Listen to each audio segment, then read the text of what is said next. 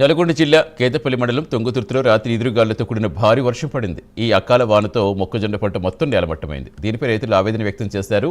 ఎంతో కష్టించి పంట పండిస్తే అకాల వర్షం వచ్చి పంట మొత్తం నష్టం చేసిందని వాపోయారు. తీవ్రంగా నష్టపోయిన తమను ప్రభుత్వం ఆదుకోవాలని రైతులు కోరుతున్నారు. జిల్లా వాసులు నేను 6 ఎకరాల మొక్కజొన్న తోట వేసి 2 నెలలుగా వస్తుంది.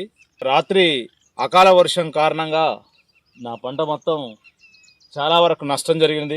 ఇది మొక్కజొన్న ఏమిటి పనికి రాకుండా ఖరాబ్ అయిపోయింది. దీనికి ఎకరానికి దాదాపు 30,000 రూపాయల పెట్టుబడి వచ్చింది. ఇది 6 ఎకరాల మొక్కజొన్నని కౌలుకు, నా సొంత భూమి కాకుండా కౌలుకు తీసుకొని చేయడం జరిగింది. రాత్రి భారీ వర్షంతో ఈదురుగాలతోటి ఈ పంట మొత్తం నేలమట్టమైంది.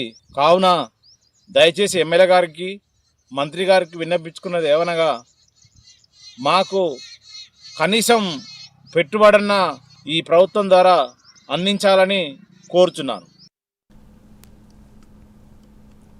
నిర్మల్ జిల్లాలో అకాల వర్షం అన్నదాతలకు కన్నీరే మిగిల్చింది. నిన్న రాత్రి కురిసిన వర్షానికి మామిడి మండలంలో చేతికొచ్చిన పంట నీటిపాలు కావడంతో రైతులు ఆందోళన చెందుతున్నారు.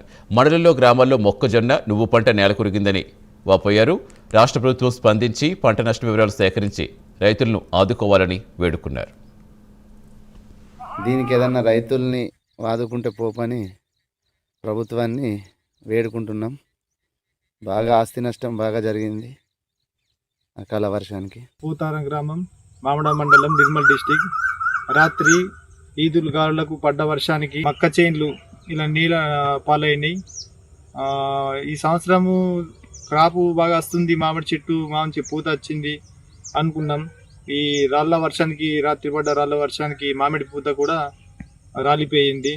అంతేకాకుండా ఉడకబెట్టిన పసుపు కళ్ళల పైన తడడం జరిగింది.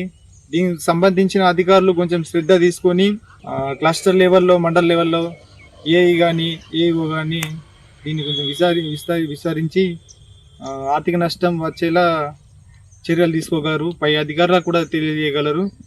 రాష్ట్ర ప్రభుత్వం మళ్ళా అంతేకాకుండా కేంద్ర ప్రభుత్వం కూడా కొంచెం దీని గురించి శ్రద్ధ తీసుకోవాలని కోరుతున్నాం.